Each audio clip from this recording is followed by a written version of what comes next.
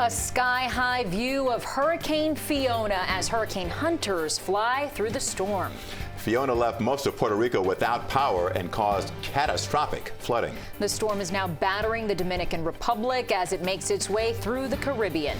Tonight we have team coverage. CBS 4's Christian Benavides has a look at the damage, while Peter Dench looks at local relief efforts. But we begin with Next Weather Chief Meteorologist and Hurricane Specialist Ivan Cabrera on the path of the storm. Ivan. Yeah, guys, and we just got word in from, again, the National Hurricane Center. This is now a Category 2 storm as it begins to intensify north of the Dominican Republic, basically the island of Hispaniola here. In general, 100-mile-an-hour winds is what we're looking at as far as this hurricane. You can see a very well-defined eye at this point here, beginning that turn towards the north. Problem is, and it has been with the storm, we continue to rain buckets here across Puerto Rico. Some areas have already picked up upwards of, well, 30 inches of rainfall, and that is going to continue because these bands that have been just rolling through south to north throughout the last 24 to 36 hours will continue here, and we can see them rolling through San Juan, about to get another squall here. And some of these will contain tropical storm force wind gusts. The hurricane conditions have now departed Puerto Rico, and in fact the rain will too. Notice in the next 6 hours here,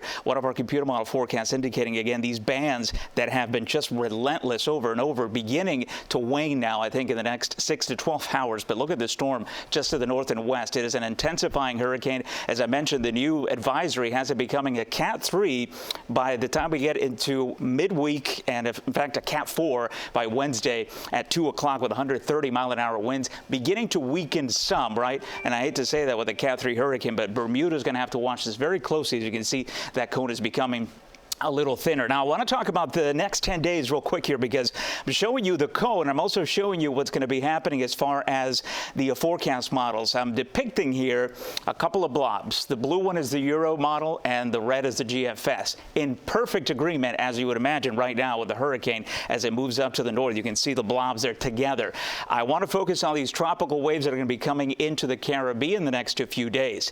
Not indicating intensity here, but just indicating that both models are showing us something developing in the Caribbean. And once that happens, well, there's land masses all over here, so someone will get hit. Now, we don't know if that's going to be with a hurricane or a tropical storm. As I continue to put this in motion and be able to see those headed into the Gulf of Mexico. We'll have more on that. Obviously, we have plenty of time to watch, and that's a 10-day forecast. I'll be back to talk about, well, improving conditions, I think, in our forecast here. Not as wet the next few days. A few thunderstorms left over, but a drying trend as we head into particularly the end of the week. We'll talk about that in just a few minutes. Ivan, thanks. We'll check back with you. Meantime, more than 1 million people in Puerto Rico right now are without power because of Hurricane Fiona. And with flooding on the island already, Puerto Rico is dealing with even more rain. CBS 4's Christian Benavides joins us with a look at the destruction Fiona left behind. Fiona's floodwaters are wreaking havoc in Puerto Rico, and the damage isn't done yet. We're seeing catastrophic flooding across the island, totals exceeding 26 inches at this point on the southern portion. More rain is in the forecast, and flash flood warnings are in effect. Earlier, the National Weather Service tweeted a warning to residents: move to higher ground immediately. Puerto Rico's governor says they're seeing unprecedented amounts of water. In some cases, more than during Hurricane Maria in 2017. The electrical grid was decimated in that storm, and Fiona knocked out power again. Officials warn it's going to be days before most of the island is restored. FEMA put hundreds of boots on the ground before Fiona hit, and the agency says it's better prepared this time around. We have 10 times the meals and water. We also have 3 times the generator support that we had prior to Hurricane Maria. Residents in the Dominican Republic are picking up the pieces of torn roofs and toppled homes. Fiona made landfall around 3:30 a.m. with winds as strong as 85 miles per hour. There were some people here when it fell, this man says, but no loss of life. Beaches in the popular vacation destination of Punta Cana are off limits. Hotels closed their pools and moved guests further inland.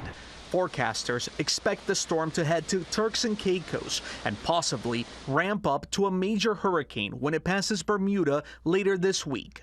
Christian Benavides, CBS News, Miami. And Hurricane Fiona hit just shy of the 5-year mark of when Hurricane Maria hit Puerto Rico as a Category 4 storm 5 years ago tomorrow, the storm's massive damage to the electrical grid led to power outages that lasted for months. Thousands of people also died in that storm. And our team coverage continues with local efforts to help get power restored from Fiona. It's all hands on deck inside the Global Empowerment Mission as workers rush to put together packages for families in need in Puerto Rico. And CBS 4's Neighbors for Neighbors is also helping out. CBS 4's Peter Dench joins us live from the Global Empowerment Mission in Doral with the latest on what's happening there. Peter. Well, Lauren, we went inside this warehouse here in Doral where workers were quickly putting together packages for families in need in Puerto Rico. They had a massive response here 5 years ago after Hurricane Maria, sending some 55 planes to the island. Right now, time is of the essence.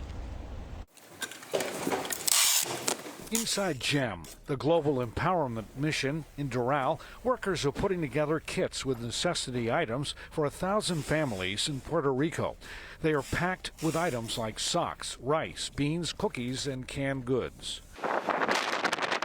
This is phase one after Hurricane Fiona knocked out the power grid in Puerto Rico, and there were historic levels of rainfall. And right now, we just want to give food and water to families who are suffering from the flooding.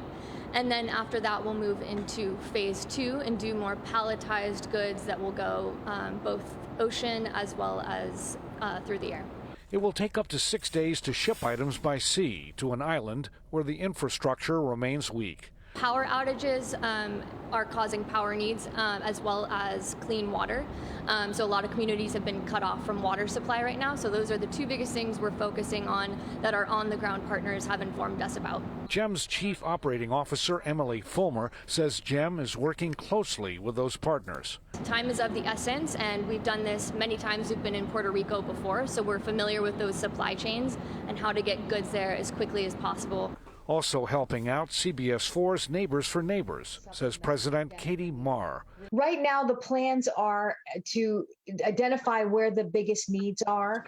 We have partners at several nonprofit organizations that will be boots on the ground, and we will help supplement them bringing relief items like food and other things as needed. And the best way you can help? Usually it's money. That allows us to then buy the things that are needed. CBS 4's Neighbors for Neighbors was launched 30 years ago after Hurricane Andrew. Katie Marr says they'll continue to help out as long as it is needed. Coming up at 6, we'll show you how Miami-Dade's Urban Search and Rescue Team has been activated to help out. We are live in Doral. Peter Dench, CBS 4 News. Peter, thank you. And if you'd like to help the people impacted by Hurricane Fiona, Neighbors for Neighbors is collecting donations. You could donate on our website. The link is on cbsmiami.com.